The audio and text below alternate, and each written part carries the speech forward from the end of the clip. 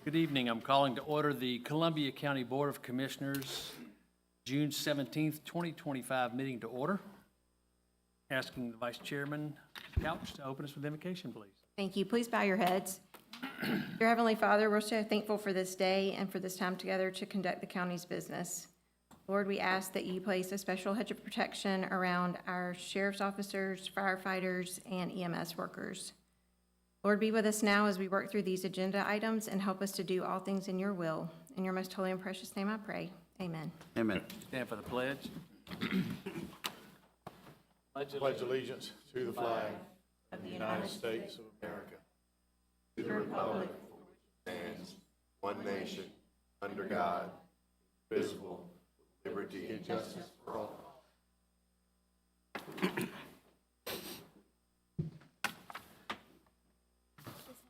Let the record show we have a full quorum of commissioners. Commissioners, you have the minutes from the June 3rd, 2025 meeting. Your packet, if you've had a chance to review them, I'll accept the motion to do so. Make a motion to accept. Second. Questions? All in favor, raise your right hand. Carries. Special recognition on here, but is there a special recognition? No, sir. On to the consent agenda. Commissioners, you have the consent agenda in front of you. The items on this agenda have been through the necessary committee and have received the necessary votes to be placed on this agenda. So if they still meet with your approval, I'll accept one motion to approve them all. Chairman, I make a motion to accept all of the consent agenda items as presented. Second. Questions? All in favor, raise your right hand. Motion carries. On to the debate. I believe this Kimberly Yantz. He has to speak. First item on the debate agenda.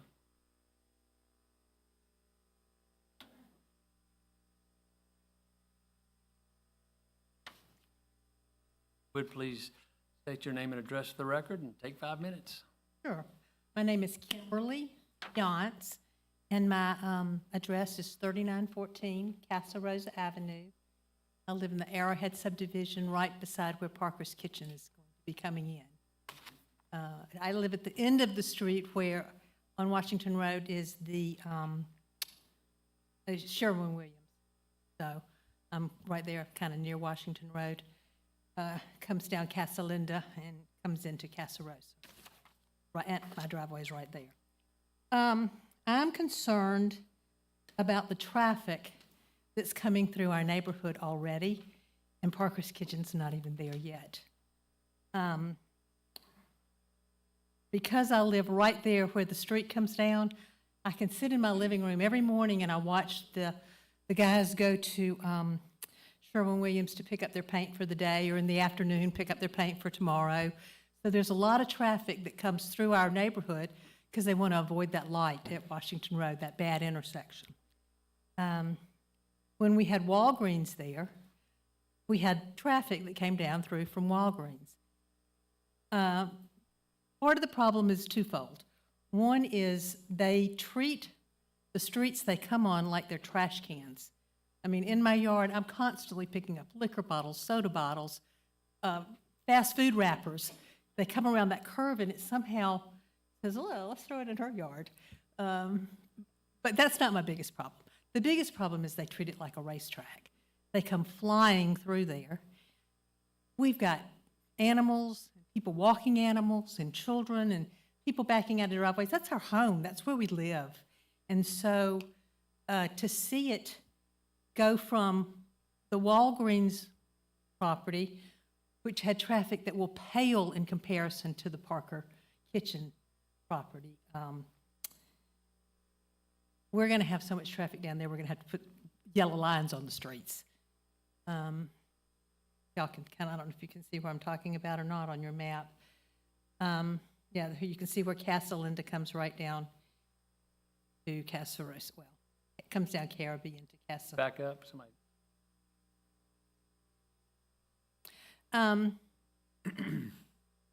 One of the things that when I was talking with the Planning and Zoning Commission that I asked for was if they would just close the road at Parker's Kitchen that comes out of the back of Parker's Kitchen, because it only comes down into our neighborhood.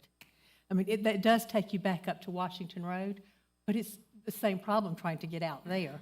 So what they do is they just come race through the neighborhood to get to where they want to go, to get out of the neighborhood, to get onto Columbia Road or to get onto Washington Road, and it's convenient. They asked at that meeting, well, they asked Parker's Kitchen, would you be willing to close that road? And they said, well, no, which tells me they're planning on using it to divert their traffic down into our neighborhood. They did agree, because I was saying, there's 18-wheelers, the Pepsi-Cola, Coca-Cola, they're all going to be delivering to Parker's Kitchen on a real regular basis. And they said, well, we'll put up bars where 18-wheelers can't get. But that doesn't keep other service trucks coming through. That doesn't keep all the people who are coming to get gas and whatever from coming through. And so what was a sleepy little neighborhood is fast becoming a freeway. Cars, cars, cars.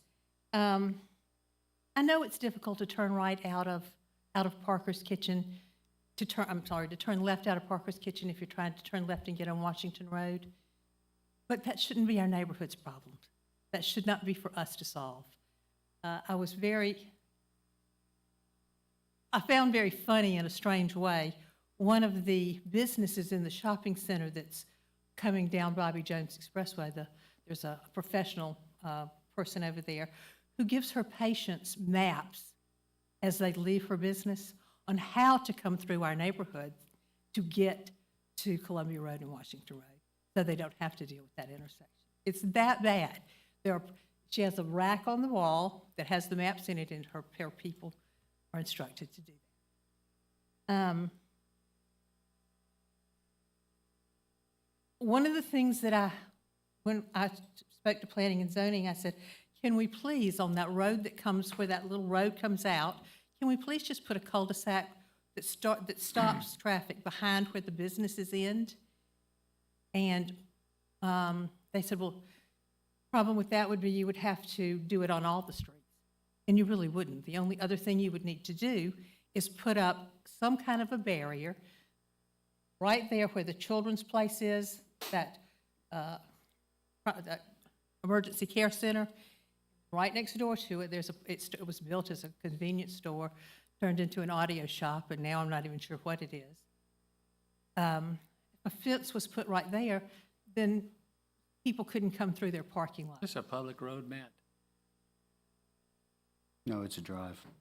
Harrowby is, Yeah, the part that she's speaking of, section right here, it's privately owned. I'm talking about the other side. The part that, Draw on the map. You can touch the screen and let draw. me see, where am I? Can you go back to the other? Let me see where I am. Zoom in on that. Mm-hmm.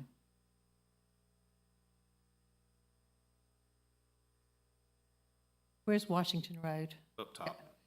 It's so big I can't see. This is Washington up here.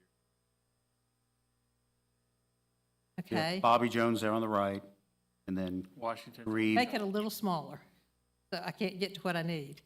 There we go, there we go.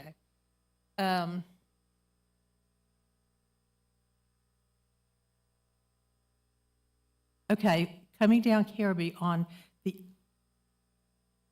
the other side, this 306 and 906, Touch the screen, it'll put marks for us. okay. Right here. Mhm. That's the children's place at, what's that, 3910, and then the Dock in the Box and the convenience store place.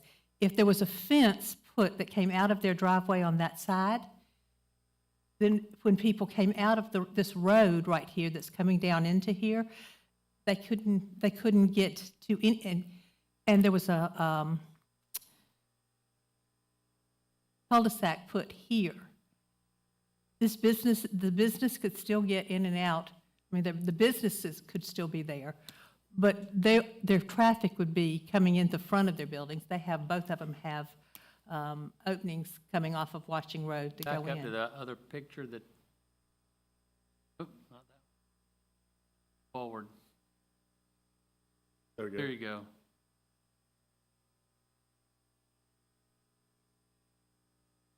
You're asking for us to cut off Carib Drive Right. just past their entrance. Yes. Well, a similar solution to that, ma'am, wouldn't it be maybe a right-in, right-out only? There for them? How about that? Because people are going to turn the wrong way and come in. I mean, Well, no, it would have an island. It would be a directed right in, right out. So nobody's going to come left out of there up into your neighborhood, is my point. If we were to require a right in, right out only at that exit, they could only go to the right and out to Washington. It would accomplish roughly the same thing as what you're asking without creating a cul-de-sac and cutting off the neighborhood. Now, it would still allow people coming down Carib from the bottom of your screen right, right. to turn right into. So it wouldn't prevent all traffic, That's true. but it would limit it. Yes. And so there would be no way to get out, to come into the neighborhood? No, it would be a right out only.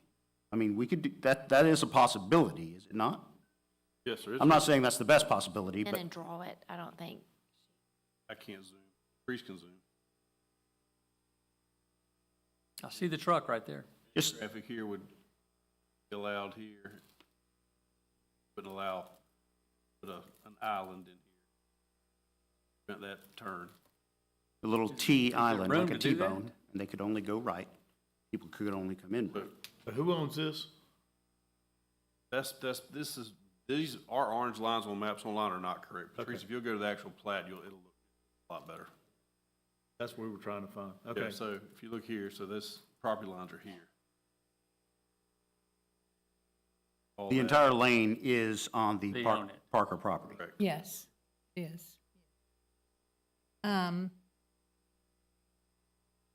Now, that would prevent people from coming all the way from or going all the way out to find a way back in through Casa. That's Caribe is, Caribbean, I'm not sure how you pronounce it. It's Carib, and now to Caribe, okay. Casa, That's Linda's the next one over. Linda, back up and down to Columbia. So what they would Meant do that. then is they would be coming down Casa Linda Casa Linda. and coming onto Casa Rosa and turning to go up in that little road that way. Yes, they could still go in, but it would prevent people from coming back I out. don't know that folks would actually turn here, come down here, to come over, to come back up, to come here, Oh, trust me, straight in. trust me, they will. They come from all over. Well, Miramar or Valdez there, those connect to Casa Rosa, correct? Uh-huh, So they could take, some people might cut from Columbia up one of those Right, come access down roads to Miramar. prevent getting on Washington Road. right. Exactly. I understand that. Exactly. One of my concerns, I have many, but one of my concerns is that I don't want to see Washington Road right there turn into a Gordon Highway. I see it as over time becoming the 30906 of Columbia County. Well, we are working on that. I hope not. No, not making it happen. We're working to prevent that from happening. Yes, yes. I And grew up in 30906. I live a block from this, so I don't want to see my neighborhood come where I grew up. I'm with you on that, don't worry. Good, good, good. Well, and so, you know, with you having said that, you guys don't want, any of you would not want your neighborhood to become a racetrack. And literally, I mean, they fly, because they're straight streets, they fly down through there. I don't go out in my front yard to do anything. I go to the backyard simply because it's not safe in my front yard if I've got a dog. My dog is either on a leash or, you know, I mean, but Does it's just, Casa Rosa qualify for a study? I'm not, I mean, probably make an it's, exception for that because of how connected the network is. If it was just a simple road that didn't have all the other connecting roads, probably not, but much connectivity is there in that neighborhood. There's 7 exits between Washington Road and Columbia Road. right. Keep going, and then you turn on to Bel Air, there's connections there. This is a great example of a well-connected neighborhood where you can get all through it without having to hit the main roads. We actually do strive to have this. This is actually what we prefer as a county, because we want that connectivity and the alternate routes for emergency vehicles, for traffic access in case of a, so, I mean, the more we limit it, the more we kind of go backwards on the overall intent, to be honest with you. Well, you're not cutting off the access to anybody because if they're coming down Washington or Columbia Road, they have all kinds of right turns into Parker's. They can go out the other side of Parker's and they can get on Bobby Jones. Right. You know, so there's just no need to have to force or allow them to do that. If that was the only thing they could do, is come through the neighborhoods, that would be great. But it would be much more beneficial, I would think, for everyone to have it where they don't have that choice because there are other choices. To just I'm remove just one of speaking those for choices. myself, I don't see us cutting that road off. If there's a way to do the right, left, I mean, it's cutting, excuse me, to have access to that road, I don't see cutting that off, but if there's a way to study it, if you speed humps, or better yet, or include the right-left option that Trey was talking about, Right. right? Two rights. Three lefts do. Graduated from Georgia. Well, there's only 3 houses from where it would cut people off to Casa Rosa.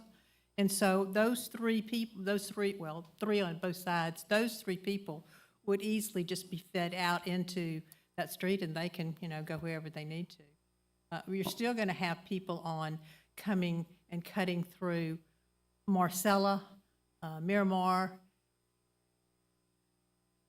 if they've got an entrance in, then that's my concern. That there's lots of other places Well, they come through, just that's the one I'm Two, talking. two parts to an option here, ma'am, and then I think we have to Okay. move on, will be that right in, right out entrance and potentially speed bumps or speed humps on Casa Linda. Can we have our own policeman that lives with us? It's- I think there's a Sheriff on the couple, phone? I think there's a couple of policemen over there in that area, if I remember correctly. Well, that's what we need for just somebody that they don't want to come Well, if through. we do a traffic study, again, under normal circumstances, I don't know that Casa Linda would qualify, because it's not a large or particularly fast road, but But it's a feeder road. because of the connectivity, as Mr. Schlachter was saying, we could probably do a study on that and see if it qualifies for speed humps or something like that. Nothing too excessive, but enough to keep people from drag racing, if that's your concern. Well, like I said, that's one of my concerns. It's just the sheer volume of traffic and how they just mistreat our neighborhoods. Well, I can tell you, not a lot of people are going to want to drive down it if they hit a speed hump every. Well, that's good. That section of road is only 700 feet long, so about all you get. That's what I'm thinking, and that's what I'm Big one. concerned about. Yeah. Well, they're also going to be coming down and cutting through the parking lot of the convenience store, the Dock in the Box, I can't think of what Kids Place. They're going to be cutting through those parking lots to get there as well because that turn is so difficult to make going the other direction. So they'll come down through there to do that. That was my other thought. And, if there was a fence just right there on that property that cut them off from the parking lot, then there would be no need to come down Miramar or wherever and come through the parking lot because you can't get out. So, Ms. Any Jones, questions? Were you okay with it while it was a Walgreens? You just feel like the additional traffic that goes to the convenience store is the real problem? I wasn't okay with it, but I could tolerate it because of the volume. It was kind of a little neighborhood drugstore and, but that's not a drop in the bucket to what we're going to get when we have, people coming into, at the volume that Parker's is going to have. And I just don't feel like it's appropriate for our neighborhood to be the feeder roads in and out of their property. Any questions that I can answer for anybody? Thank you. I'm going to ask Somebody from Parker's here? the applicant here. And I think that there's a request from, pick out the Right in, right in. the left turn.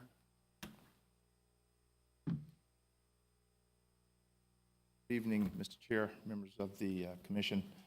I'm Daniel Ben Israel, Real Estate Development Manager for Parker's Kitchen, here with Cody Rogers, our civil engineer. We'll be happy to answer any questions that you may have. You guys have any thoughts or concerns about to help address the lady that spoke before you? Any thoughts on maybe making that a right-in, right-out? Sure. So what we've proposed so far to address those concerns is putting in a height restriction bar. Definitely restrict truck traffic going back through the neighborhood. How tall? Just curious. How tall?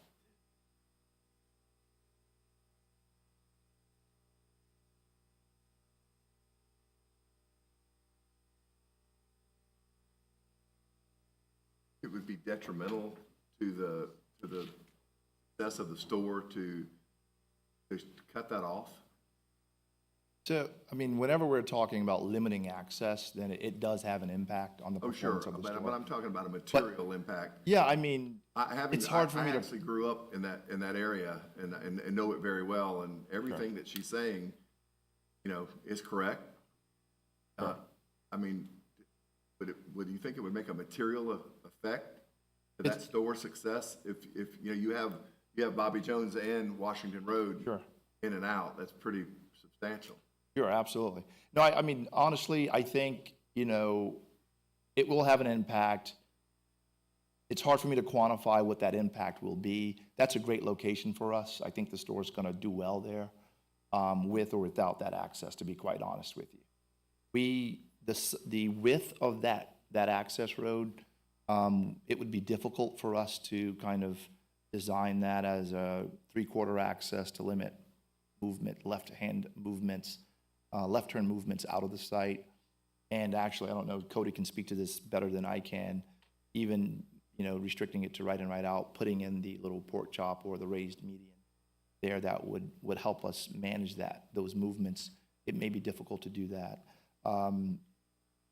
We prefer to keep it open. We prefer to have that as a means of access and egress to the site, not only for members of the community for that immediate neighborhood, but again, it's another point of access and egress that could service anyone visiting our location. We prefer to keep it open, but we're certainly open to working with the commission, community, to come up with a solution that we all can live with.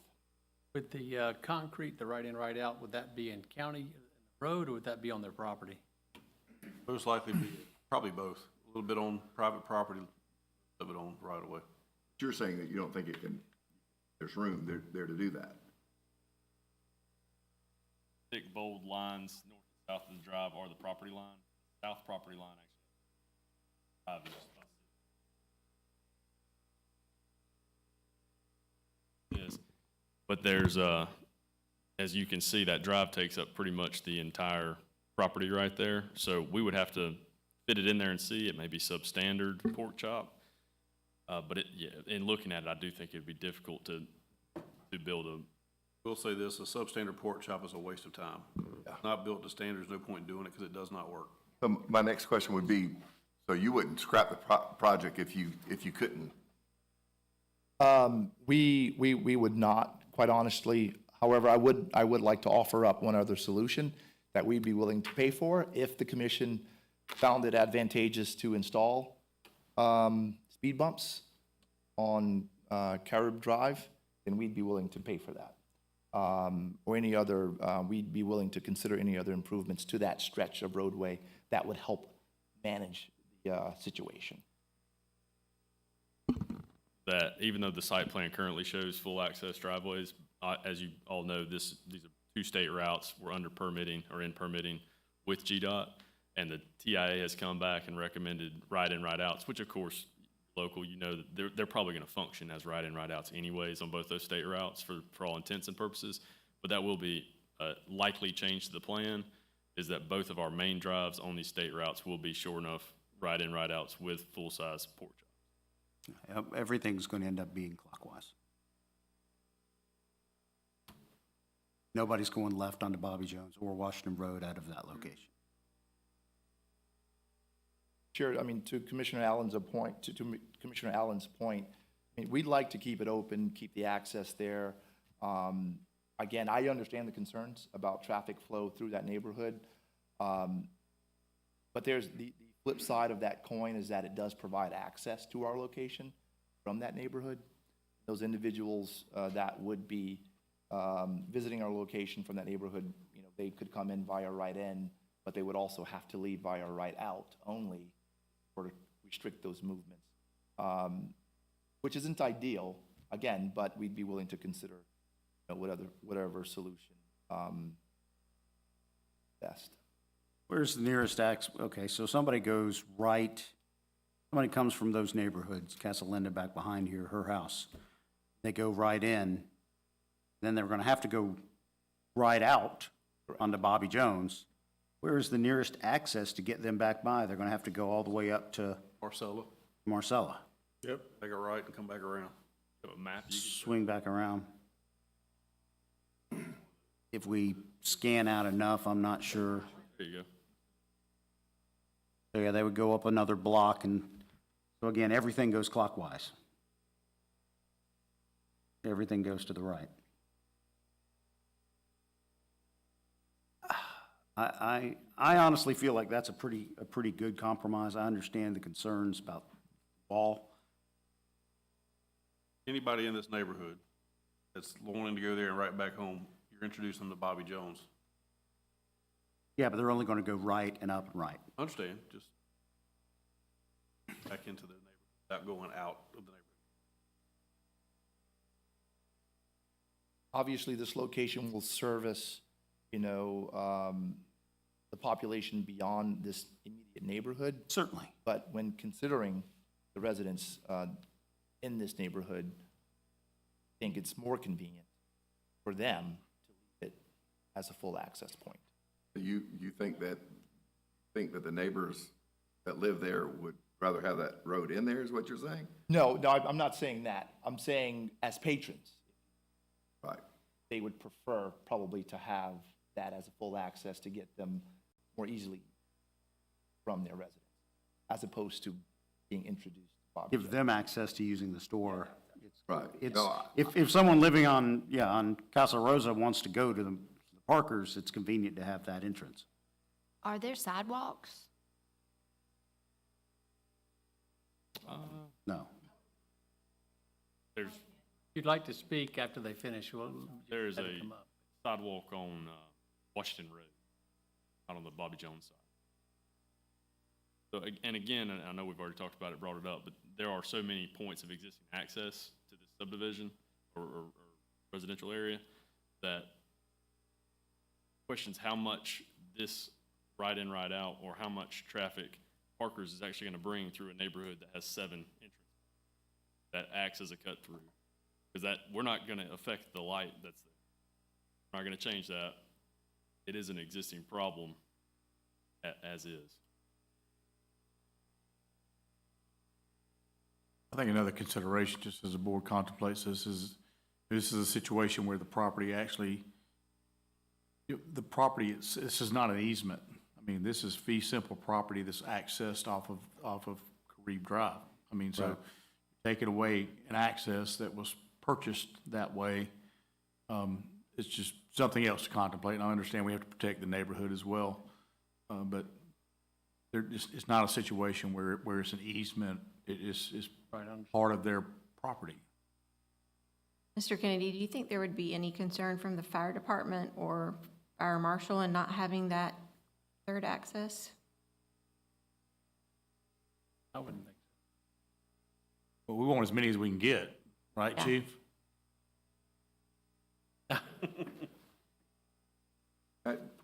Mr. Lecter, do you think there's something that you guys in engineering could figure out that could help out with that third access, or do you absolutely think that that's not a good idea to put the right in and right out?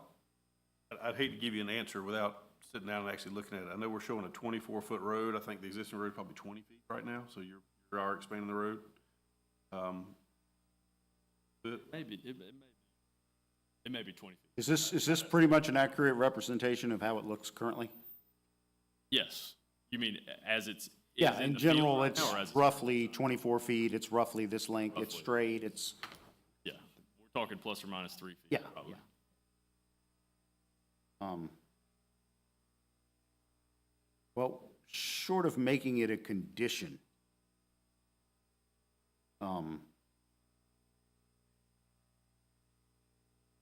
we ask for cooperation without requiring cooperation? What is the best solution here? Again, it goes back, I don't feel comfortable giving you an answer because of how tight it is to figure out how we can make a functional right-in, right-out, or a right-in, right-out, and a left-in. I think left-in still functions. I have no problem working. Kyle and myself will sit down and work with them and see if we can make that happen. I can't commit to it without. Right, and I'm just saying, without making it a condition, make you guys commit. Want it to be a condition, right? Well, the goal is to discourage extra traffic through the neighborhood. I know you guys want more traffic. I understand that, but the goal is to discourage them using that access. The vast majority of your traffic is going to come through Washington or Bob Jones anyways.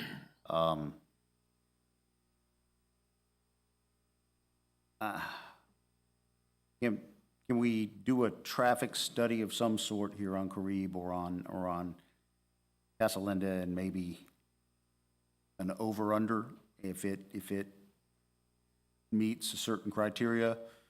And we can ask for the speed bumps, and you guys are saying you'd be volunteering to assist us with that? Absolutely.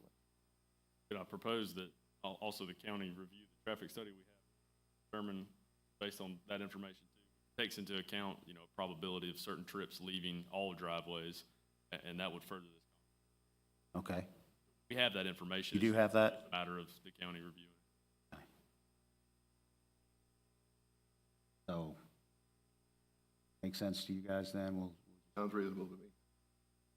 Really, we're gonna go on, rather than make it a condition, we're gonna go on your goodwill. Kind of work on this and, assist us and assist the neighborhood if possible. Just, discouraging, not stopping, not preventing, but just doing what we can to try to create the traffic flow through the two main entrances, if possible. Absolutely. Is that satisfactory to everyone? It's not an ideal answer, but I do sense, and after the fact, if we have to, ma'am, we can always revisit things like speed humps and things like that, outside of their lot. So, the point is, you've been heard, and we sympathize, so. Okay. Thank you. Thank you. Is there, Question. There has not been a motion made yet. Okay. The actual motion has not been discussed. Okay. No, that was, Side issue. know what the question. it started with her coming up to speak, and then, all right, so now are we ready for the motion? please? All right. All of this being discussed and on record, I would like to make a motion to approve the request for a variance to sections 90-139 and 90-147, G10B2I and G10B2, I'm sorry, G2II, for property located at tax map 078C, parcel 223, to reduce or remove the structural buffer and separation requirements along shared lot lines with residential zone property subject to the conditions enumerated in the June 5th, 2025 Planning Commission report. Second. Any other discussion, debate? What were they remove the structural buffer, what, can we get a quick explanation? Ma'am, so code requires a 30-foot buffer when this property abuts a residential property, so this property line here, residential property here. Left hand is not good at drawing, sorry. So that 30-foot buffer, again, this is existing site, so they are modifying this existing site. We have met with them on multiple occasions. They've actually made the building smaller. They've actually reduced the number of pumps out in front to try to shove this building as far away from the residential property as they can. In doing so, they got to a 15-foot structural buffer in this area here. Code calls for 30. Currently, the existing curb line is probably a foot off the property line. So there's no buffer there currently. So this is a 15-foot improvement fence, as well as evergreens being planted this way. There is a example of the trees that was done early on. This was their first rendition. They've actually made it bigger since then, so there will be landscaping in this area. The other variance request is the separation from the corner of the building to the property line. Code calls for 100 foot. Again, this existing building is closer. They've made the proposed building they came to us with originally was about maybe 9,000. They reduced it by about 1,000 square feet to make it smaller. They've adjusted some drive aisles. They've eliminated some parking in the rear of the building. I mean, so it's supposed to be 100 from the 100 from corner, the and corner of the building how far to is the this? 54, I believe. When they first came to us, it was 38, so we were able to go from 38 to 54 through our discussions with them. And the parking down here, we were concerned about parking along close to the residential properties. They've agreed to make that employee parking, so we don't have people parking constantly by this residential property. So 15 foot instead of 30 foot and 54 foot, 4 foot instead of 100 feet. And currently it's less than 20, correct? The current building to the property line? I don't know off the top of my head. I apologize. I believe it's less than 20 feet. It's tight. It's really tight. And it's enough room for a road to sneak by. It is an unusual property plat. Shape is, So that one corner is the only residential, Can you zoom in on this area, Patrice? that's the only residential property line that's shared? Correct. So as you can see, the curb, existing curb is almost on the property line in the corner of the existing building. Drive through right here, so that distance right here is really tight. Going from that distance, to that distance. Have we heard from these residents that live here? That's what I wanted. Nothing?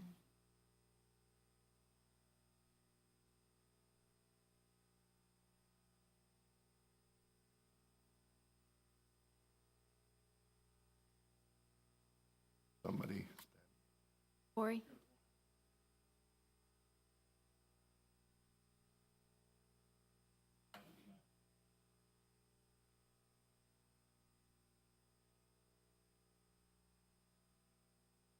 All right, that was a 38-foot distance, now 54, which is even further away.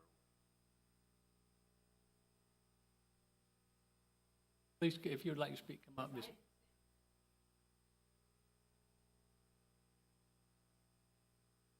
will state your name and address for the record, please. Sylvia Elam, E-L-A-M. My address is 4442 Oak Road. I'm speaking for my mother, who is Sylvia Pearson, P-I-E-R-S-O-N, at 205 Casalinda Drive, the next-door neighbor for Sherwin Williams. The gentleman, the couple that live right at the end of the access road are the Suggs. I stopped and asked him to come to the meeting, but they have a 3-week-old baby, and 2 other children at home, and he said after work it's going to be a little too busy for him to leave his wife to come to this, and I understood that. The problem that Mr. Suggs has with that is right where you pull off that access road is his mailbox. So they have to be very cautious. They can't let the children come out and get the mail anymore. The children try to play in the backyard, but it's a little too noisy. Fence that separates on that drive, I guess it was damaged in the storm, or it's leaning in the storm, and it still is. They don't have a lot of property there. They cannot move, which they would like to, because they can afford that home. And now with 3 children, they can still afford it, but they can't afford to move anywhere else. She is a stay-at-home mom, and so she is there with the children in the house, in the backyard, because they can't stay outside in the front. I can speak for Casalinda, where my mother is at 205, like I said, next to Sherwin-Williams. There used to be a 203, but that's gone because that's Sherwin-Williams drainage and parking lot. We walk that neighborhood. When is the Suggs? Suggs are at whatever's by 207, that one. That's, oh, okay. 204. It's not shown, but it's Right, and if you had that other picture, you can see their little mailbox right there in the corner. The problem they also have there is the trash, as Kimberly was mentioning. People would zip out of there, and that was just when it was Walgreens. You had asked earlier, Commissioner Milner, about the Walgreens versus the Parkers. Walgreens just had traffic, sadly enough, just piddly going in and out, and that was it. My mother has, with Sherwin-Williams, at 6 a.m., the wake-up of the painters coming in again at 6 p.m. or at 4 p.m. when they close, the painters coming there. The problem that I see that Parker's is going to have is the daytime traffic, the first thing in the morning traffic, trying to get the breakfast, lunch traffic, attempting to get the lunch, and then the dinner traffic. So it's going to, I feel it's going to increase that traffic back there. Kimberly had mentioned about, I guess at 211, the sign that is in that business at Action Medical, instructing people how to get in and out. I'm the nurse practitioner there, so often I have to help people get through that neighborhood. When my mother and I walk that neighborhood at night, my mother's 90, so I won't let her walk that neighborhood alone. We go around 7 o'clock at night because that's when the temperature's good. In the winter, we really can't go at 5 because the traffic's kind of bad back there, and people don't slow down. Trust me, speed bumps become nothing but, jump boards like it used to be when I was young on bicycles. These kids go over it, bits and pieces, you just hear it dragging on the cars. So when we're walking there, the traffic is very high, and we have to watch when we're walking, and we're doing the right side of the road. My mother is a fanatic about walking on the correct side of the road, and we have to have people slow down. I have to try to walk outside of her, which she has trouble with because, again, people are going fast through that neighborhood. So I understand Parker's wanting to keep that access open. I mean, that's common sense with the business, have as many accesses if you can. But common sense is also not to build where you have one access in and one access out when you're right there at a corner by a traffic light. That is a heavy, heavy traffic area. So they are only going to be able to get into Washington Road, and they are only going to be able to get into Bobby Jones, which is the same problem that Action Medical has with their patients. One way in and one way out. We can't get patients back to Washington Road. And it's hard to get on Columbia Road. Where I leave my neighborhood to get onto Columbia Road, I could not get here by taking a left out of my neighborhood because the traffic heading west on Columbia Road is so heavy. So I understand the progress that's going on. I understand the businesses that are needed to help stimulate the economy and stimulate the county. I get that. And I understand progress. But now progress is getting to the point where I have to ask, as G.K. Chesterton said, what are we progressing towards? We're eliminating the neighborhoods. Kids in that neighborhood, there are children on Valdez that love to ride their bike. They are daredevils. I will say those children, it does not surprise me, they have not jumped off the roof. We're waiting for that day. But they're boys. Nothing personal, but you understand. And they love to ride their bike. The problem isn't so much the bicycles that go through there, it is the golf carts. And these children at every age are on those golf carts, and not one of them have a clue about traffic laws. Not one. It's not legal. Right. So, So maybe Kimberly does need to marry the policeman to get one in our neighborhood. But anyway, so I that's. wasn't aware that matrimony was part of the equation, but Well, okay. she's asked for a policeman in the neighborhood, and I thought to myself, that's the only way to get one, marry one. So my whole point with this is there's a lot of traffic back there, and I know with Parker's there, they're going to have set times that it's a little bit heavier. And unfortunately, people that at breakfast, they're kind of in a rush to get breakfast and hit that, Highway 250 or 520 racetrack to get to where they have to go. And then the same thing's going to happen at lunch, and the same thing's going to happen at dinner, where you pick up your food and then you drive home. As for the neighborhood needing Parker's Kitchen, well, we've gotten along very well with Circle K at Columbia Road and Washington Road. That has serviced us forever. And further down, further on down, to sit there and go, oh, thank God there's a Parker's. Now I don't have to drive 100 yards to get gas. I seriously doubt that's going to be a revelation of any of the residents there. So understandable that it is a business access, but do take into consideration back there. When you were talking about that it's an in and out neighborhood, yes, it is. But if you'll notice, all the neighborhoods in Evans have those main roads in, and then you have side roads into the neighborhood, and no businesses encroaching on any of those. There's sidewalks in all of them. So these neighborhoods are old founding neighborhoods that have been here forever, that have been here before Columbia Road was even paved. They have been there forever, and they have supported, and a lot of people that live there cannot afford to move, or they're too old, i.e. my mother. So thank you, I appreciate your time and you had for me.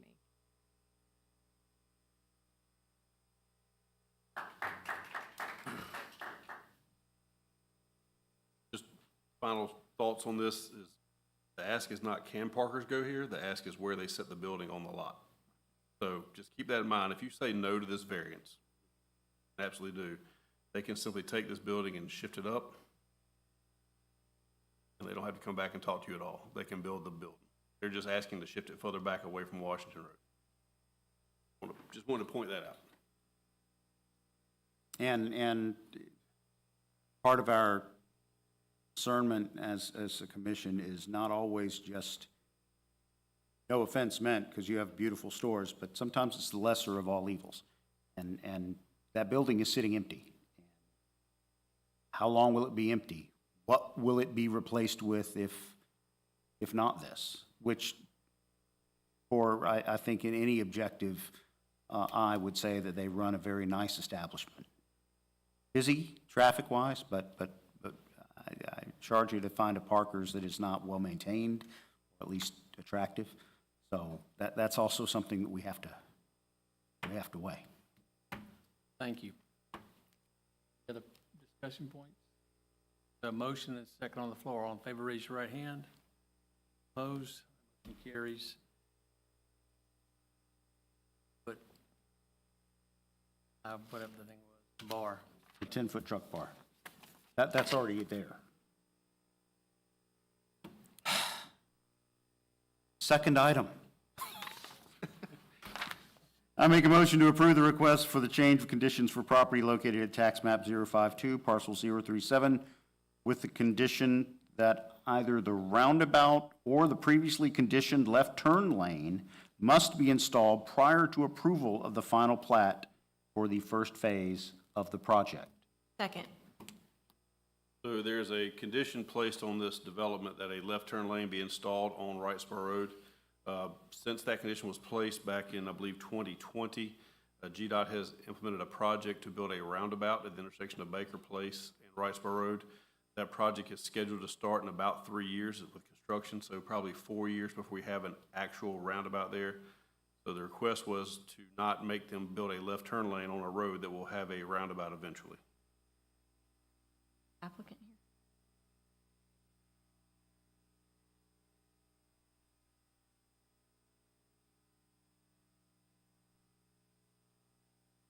Y'all just please Good evening. name and address for the record and take 5 minutes. Yes, sir. Tyler Finley, Houston Homes, 6053 Veterans Parkway, Columbus, Georgia. And when we asked for this, I didn't realize there was a 3-year turnaround time on GDOT's roundabout. So it kind of makes it a ask. But with that knowledge, or with that being said, we'd like to get started as soon as possible. So it seems like a turn lane is going to be the answer here. But we don't know the market. There's a lot of things that could happen between now and then.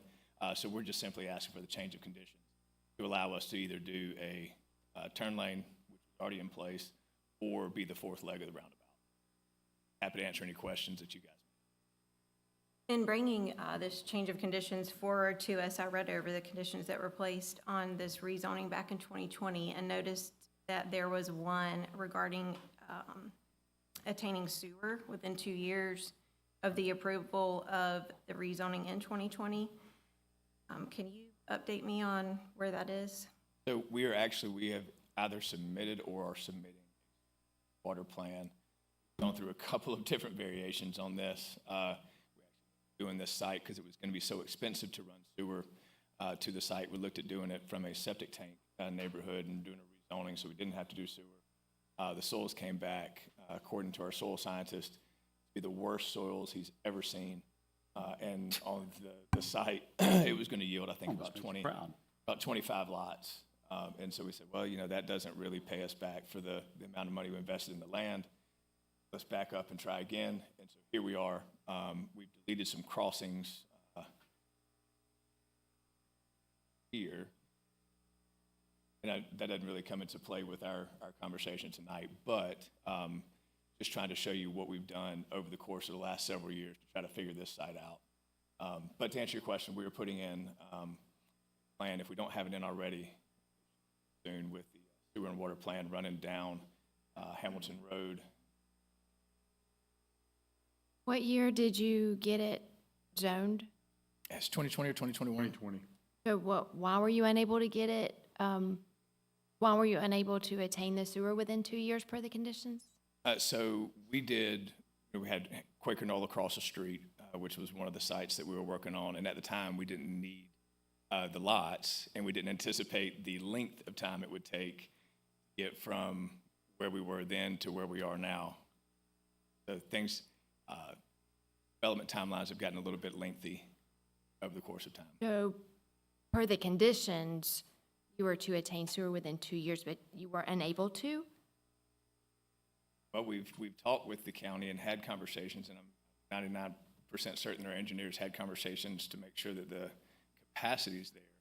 We just have not started the neighborhood bring sewer to the site, Per the condition to do it in 2 years? or the condition to do it in 2 years. So does that mean it automatically just reverts back to the RA? I would take you guys' knowledge on that. That's not something that we've investigated. I was just, as she was saying, I apologize, I didn't mean to step on your toes. One of the older conditions said if you were unable to attain sewer within 2 years, it would revert back to the original, which puts you back to an RA, which puts you back to having those septic tanks probably.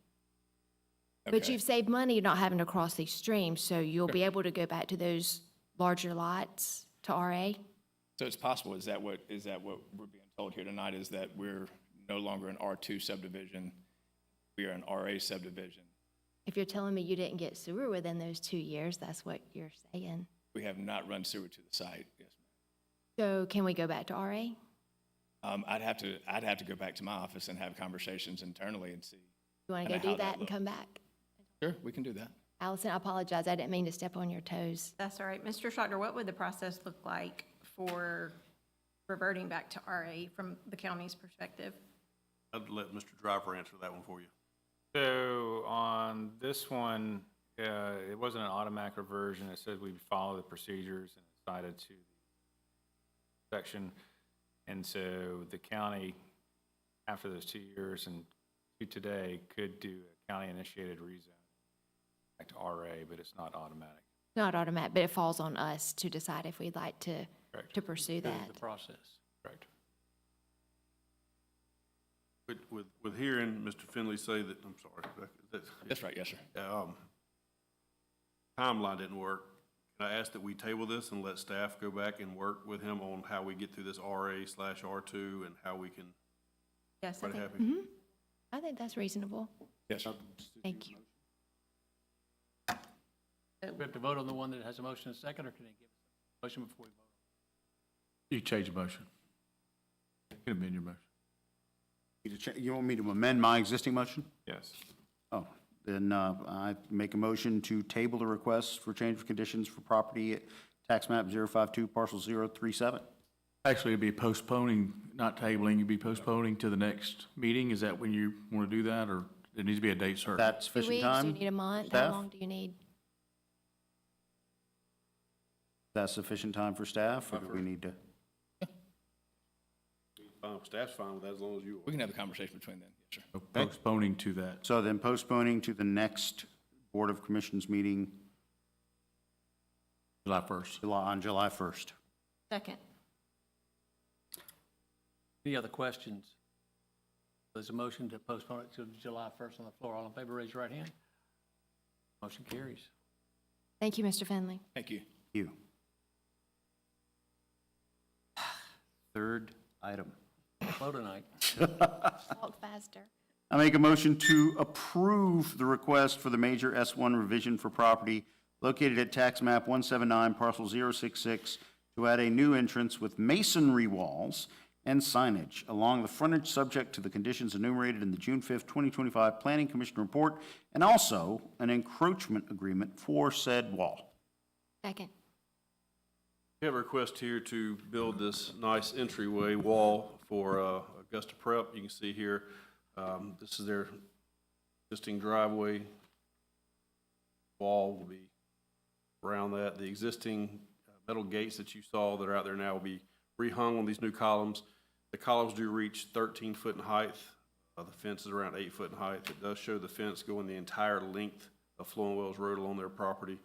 I do believe they have it phased out as an add alternate, so they may only do the entryway you see here. They may do the whole thing. There is a condition that says this applies only for this masonry wall. They can't come back and put a 13-foot tall chain link fence up. I will point out that the road sits 4 or 5 feet higher than the property, so when you do the scale of the road to a 13-foot fence, it won't look daunting. It'll look pleasing to the eye. It does include the signage where you see the red on the walls here. The red lines are the actual writing. The red circles are more of a pendant that'll be on the wall. And the encroachment agreement is to allow them to encroach over some storm. And they understand if for some reason we have to dig it up, it's on them. Right.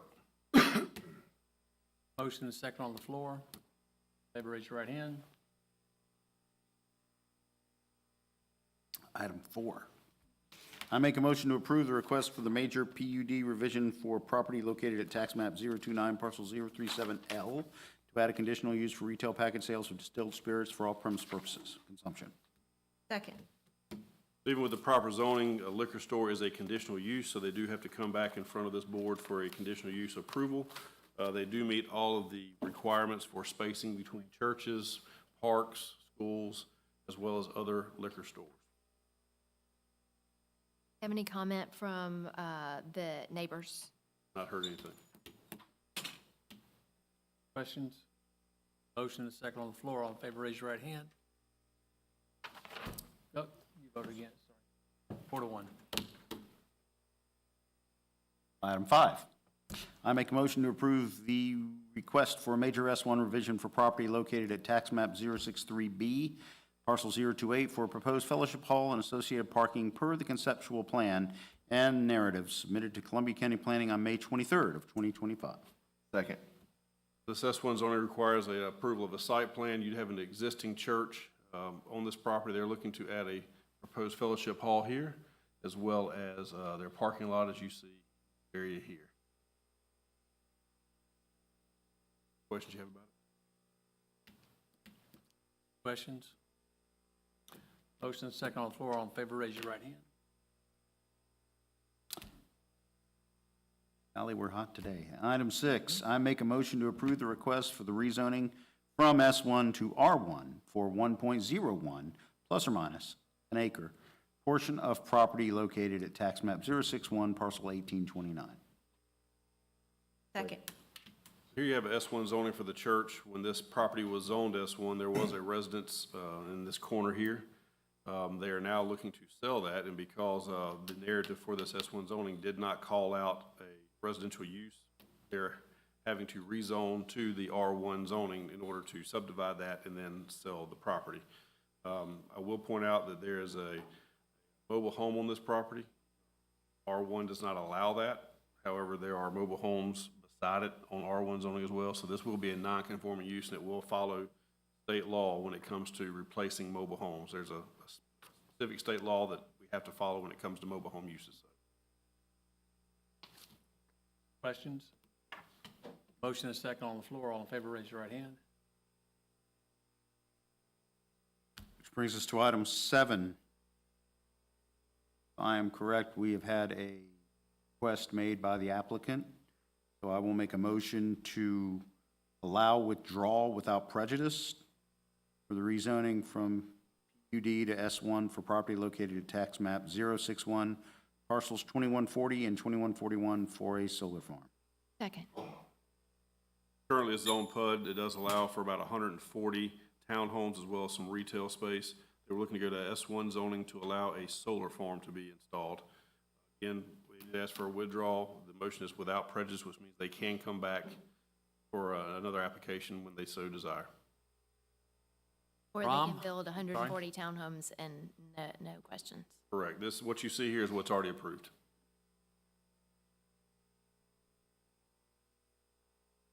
Rom? I'm not even going to attempt. State your name and address for the record. Yes, I'm Warren Critco, 1420 Hennerwald Street, Leander, Texas. Ram and I work together. I represent CTEC Solar. So we were just wanting to respectfully see if we could withdraw the application at this point. At the first hearing, we did hear the community, and there were several questions, concerns with either setbacks or, you know, how they would see the project, what that would potentially look like. And we would just like a little bit more time to basically get our application back together and try to address those concerns first and foremost. Hopefully, everybody can be happy. Is the motion? About G. Sharma.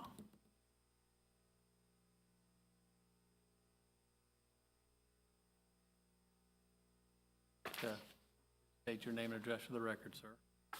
D.B. Sharma, residing at 3543 Interlochen Drive, Martinez, Georgia. I am the owner of the property. Acquired this property in 2007. Have paid tons of interest on it.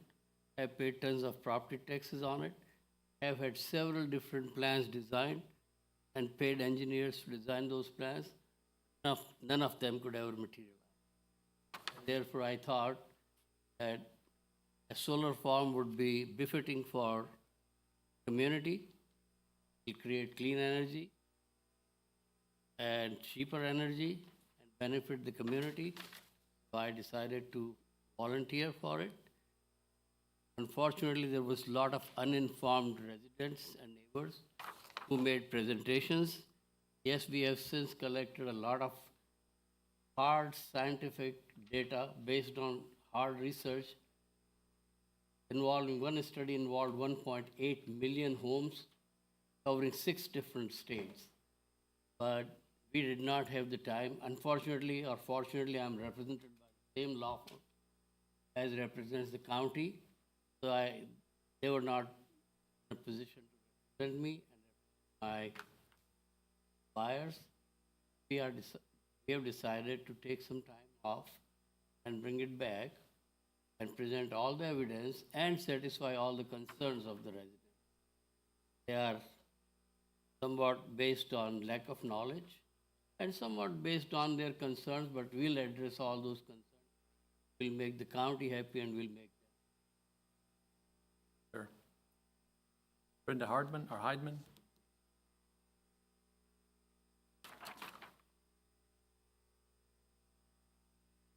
Record, ma'am. Brenda Heidman, 104 Hot Springs Court. I just out the Withdrawal? withdrawal. I was, there are some factors involved in solar panel that is not controllable or predictable. I ask you not to rezone on Columbia Road across from Patriot for the following reason. In July 5.2 megawatt solar panel, 14,000 panels in Nebraska was damaged by a hailstorm, causing the release of toxic chemicals into the soil. That's a factor that can't be acknowledged. One estimate is that land will be contaminated. This solar panel farm in Nebraska was about the same size as the proposed site on Columbia County experiences hailstorms, tornadoes, and hurricanes. Risk for solar panel damage is great. You only need one catastrophic. List of toxic chemicals used in panels include 1. Copper, indium, gallium diselenide. Cadmium telluride. 3. Amorphous silicon. 4, cadmium, thallium. 5, hexafluoroethane. 6, lead. 7, polyvinyl fluoride.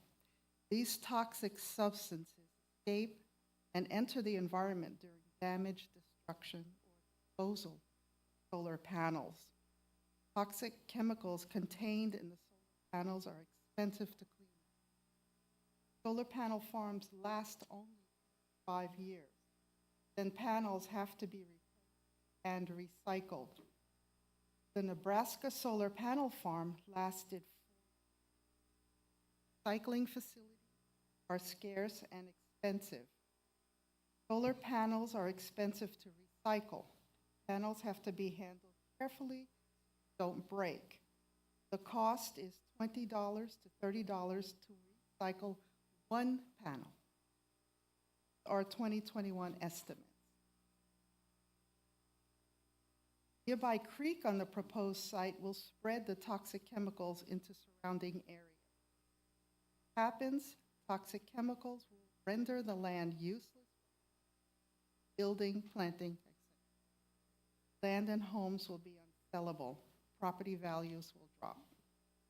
The close proximity to Park endanger that beautiful park. Will developers walk away from recycling costs because they can't afford it? Will developers walk away from cleanup costs because they can't afford it? And learn from other counties and states. There are many more valid reasons not to have solar panel farms. Many to talk about here. Ultimately, it's Columbia County residents who will end up suffering the risk consequences. Don't rezone this land. Or, thank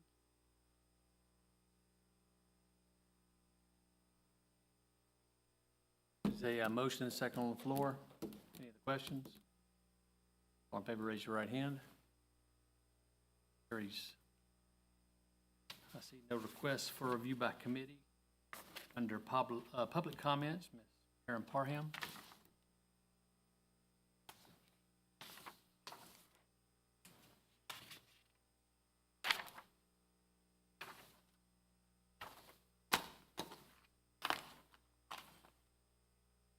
Good evening. My name is Karen Parham. My address is 3421 Hilltop Trail. Thank you for the opportunity to speak. I'm here tonight as the CEO of the Freedom to Read Coalition of Columbia County to raise concerns about the county's public assembly application process, particularly how it applies to peaceful political demonstrations. Right now, the same application is used for events like parades and street fairs, but our demonstrations have never blocked roads or pedestrian traffic. We've always been careful to remain respectful of public spaces during demonstrations. Technically, waving signs on a sidewalk does not require a permit, but we've gone through the process anyway in good faith. Also, at our last event, we set up a small canopy tent to serve as a command station with basics like water and a first aid kit. It's a safety measure, especially considering the wide range of ages and abilities in our group. It's our understanding that using a tent does require a permit, which we're not disputing. We've requested the use of handheld loudspeakers, but honestly, those are unnecessary. Our main concern is the insurance minimums tied to the application, $1 million per occurrence and $2 million aggregate. For a small group of people waving signs, this feels excessive. The ACLU of Georgia agrees. They've told us that high insurance minimums like these create a higher premium, which deters individuals and organizations from applying for a permit. I'm not saying that's the intent of this policy, but it is the effect. The ACLU also said many smaller municipalities, especially those without a history of political demonstrations, are still working out how to apply these types of policies without burdening free speech. They advise that they're addressing this issue statewide. So, Mr. Driver, if you'd like the contact info for the ACLU of Georgia's First Amendment Council, I'd be happy to share it with you after the meeting. I'll admit that predicting turnout is difficult. For our last event, I estimated 100 attendees on the forum, and that was a guess, and I overestimated. When events move quickly, it's hard to give precise numbers, or if we need to anticipate counter-protesters. That's why a cooperative relationship between organizers and the county is so important, such as what we saw at the large, peaceful No Kings protest in Augusta over last weekend. And I want to take a moment to publicly commend Anthony Sweat, who's been an outstanding liaison. He's been consistently professional and helpful, and I appreciate that immensely. That said, I also want to express concerns over reports that library staff were told to call the police if someone brought a sign into the building on their way to the bathroom. If true, that's disappointing. First, are signs actually prohibited? And if so, under what policy or regulation? The only people I've seen bring signs was on December 10th, and they were the ones supporting the guidelines. And they left their signs in the breezeway entrance of the library. It wasn't us. Many of us wore matching t-shirts on December 10th, but we did not turn the regional board meeting into a protest. So if there's a rule about signs, why is that not applied to everyone? Second, we are not extremists. Most of our members are community volunteers, retired teachers, librarians, veterans, and parents, people who care deeply about public libraries and want them to serve everyone. However, we will not be intimidated out of expressing our First Amendment rights. We welcome clear, direct communication with the county, not vague warnings or policies that feel like a setup with selective enforcement. While some worry about signs, we face real threats online. We've been called pedophiles and groomers. One individual called all LGBTQ people and their allies, they said that they should go through the wood chipper. Another mentioned death by firing squad. I gave a handout with those comments to Ms. Crawley before the meeting so it can be included in the public record. It's difficult to ascertain the seriousness of online threats. However, we will not back down from exercising our rights because of online bullying. That said, we would feel more comfortable if a deputy were present at future regional and county library board meetings. I don't make that request lightly. I understand that's a burden on law enforcement, but it would put many of our members at ease and serve as a deterrent to anyone thinking of acting on those online threats in real life. It only takes one lone wolf to create a deadly situation, and I don't think anyone wants that in our community. Thank you for your time.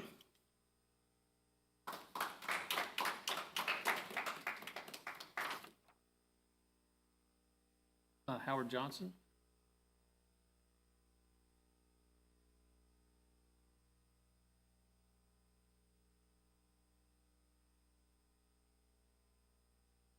Good evening, Howard Johnson. I reside at 252 Silver Maple Road.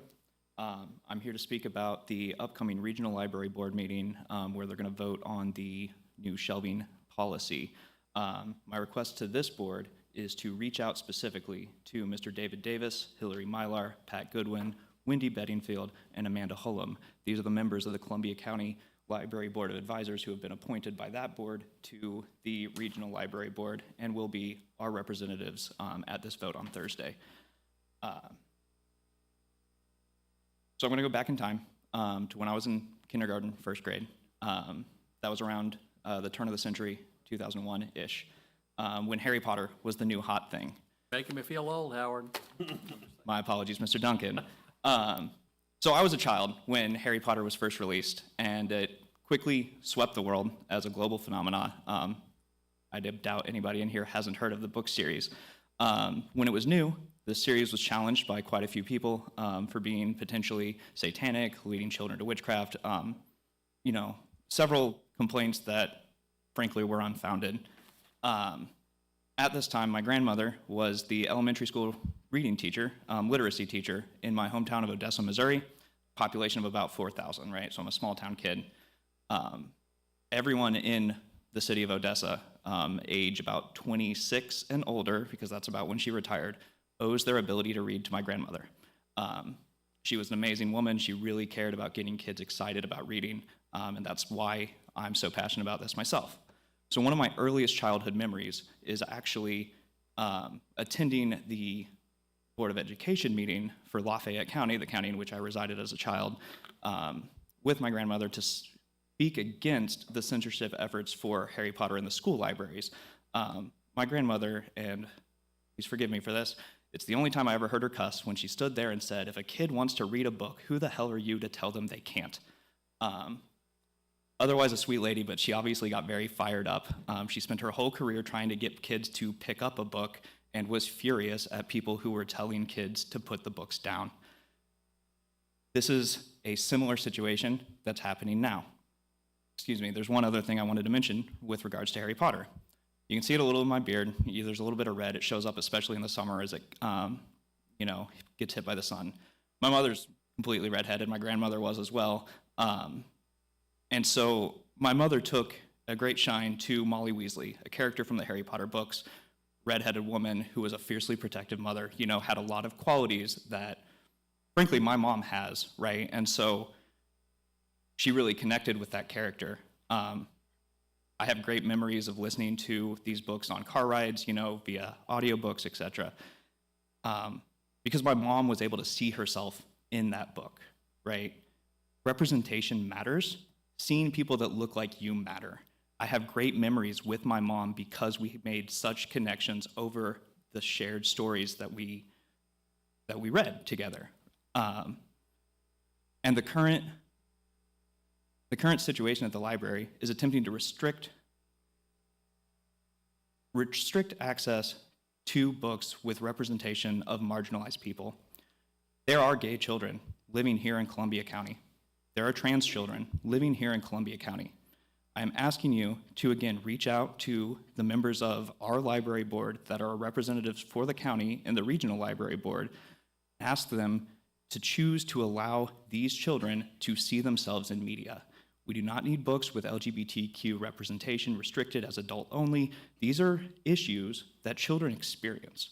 They're real, and children deserve the right to see themselves as their heroes. What I'm asking is for everyone to have the opportunities that I had, right? In media, people like me are superheroes, right? I see myself all over the place. And I'm asking to share that joy with everyone, not just a select few. That's all I've got tonight. Thank you for your time. Thanks, Howard. Ms. Susan Warren.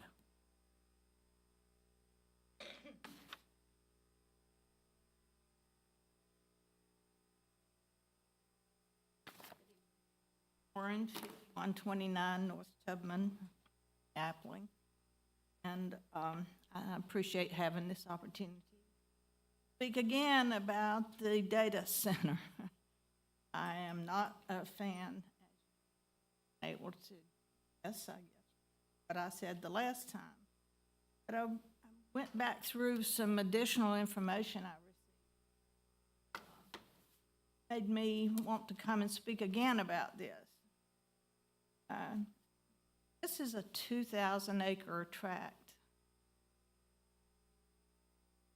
Columbia County, right next to the White Oak Business Park. That's only 612 acres, more than 3 times the size. We're going to have a huge project out. Anyway, the Tract A part of that, I'm sorry, I have aphasia, so sometimes I have trouble getting my words out. I apologize. Okay, you're doing fine, you're doing fine. Not much I can do about it at this age. But anyway, that tract, I looked it up, it was purchased in December, or deeded in December of '24. Was this purchased specifically for this project when you purchased this 1,000 acres? Or actually, I guess that was 6 acres. Or was it just to come up with something to do? Had this been discussed prior to that, I guess? Yes. All right, but I had not heard anything about it until very recently. The other 320 acres belonged to Hart Pine land instead of to the county. Is that correct? We have an option on some more. So that's maybe what she's, 300 and something. I couldn't tell you off the top of my I was wondering, are you planning to buy that, or that you work with Heartline project is being. The person who, the entity that's the one to ask these questions to is not present tonight. In the May 1st Planning Committee, Planning Manager Will Butler discussed the water and the noise and the lighting that's gonna be out there. No hardline conditions are being proposed with this application due to the size of the project. Now that seems to me like you would be wanting to come up with more hardline.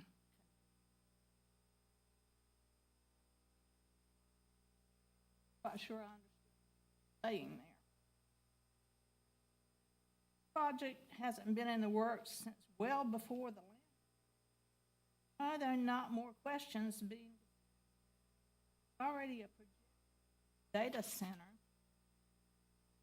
Why was there no information released to the public in order to have a public? Again, nobody's here that can answer it, huh? No guarantee it'll become one. Well, That's the hope, but so you may rezone it and have to not get, happen. the Development Authority has to get a business to come. The Planning Commission already had the rezoning request complete without comments from broadband, building standards, Board of Education, environmental, fire department, fire marshal, health department, planning, stormwater management, pre-construction, traffic, and water and sewer. That was in the zoning request. All that had been.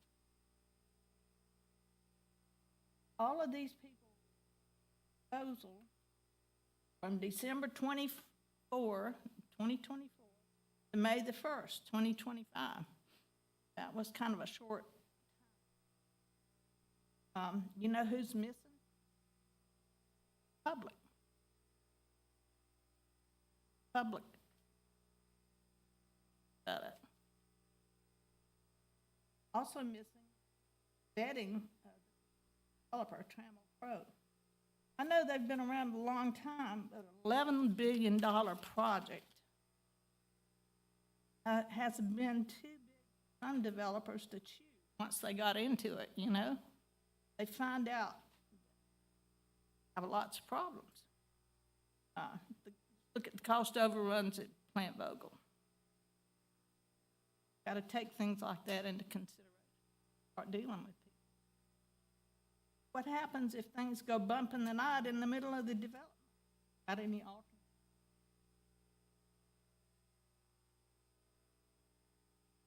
alternatives? What guarantee have that this project? What guarantee do we have that this project will be in a timely manner after I spend our tax dollars on improvements and roads? Because at one point in the package, it says part, that I'm talking about Trammell Crow, meet a 2027 date, opening the first couple of buildings. Talking about extending roads, upgrading water. Tight timeline. Even water utility.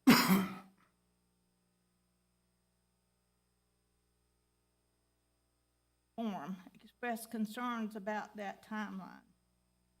Projects are rushed, mistakes are often made, and costs.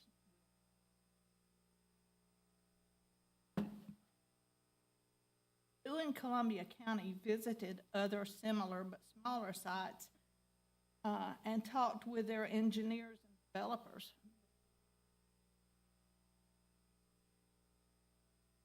Were our engineers a part of those visits, or was it just county officials or admin people? talk to engineers. On the rezoning request, it states that staff approved it. Who? Staff approved it. SRA, regulatory, on May 7th, which was actually just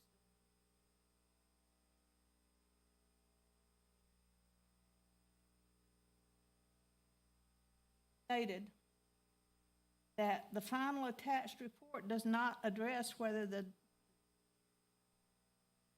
district impact DRI is or is not in the best interest of host local government. Advisory and under no circumstances binding or host jurisdiction right to determine for itself. They're talking about Columbia. The appropriateness of development within its boundaries. Transmittal of this DRI report officially completes the DRI process. Fitting local government may pursue whatever final actions it deems appropriate regarding the proposed project. That's true. But it is encouraged to take materials presented in the DRI report. That's what I mean. A lot of thought. A lot of investigating. Already done a lot, I understand. But I think it requires more, and it requires more information. 7 billion.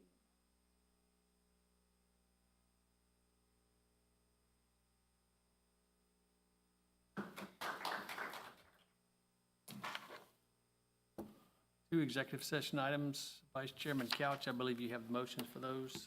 I make a motion to approve $17,000 to Joan Scott, parcel 060078D, $31,000 to David and Virginia O'Leary, parcel 067102, $28,700 to William and Andrea Greer, parcel 072B062, $5,600 to Marjorie Ansley, parcel 072B058, and $63,000 to Stanley Gerhanisch, parcels 067091A and 067091E, to obtain right-of-way and/or easements for the Harper Farm Road widening project. Second. Standard acquisition, 76% complete. Questions?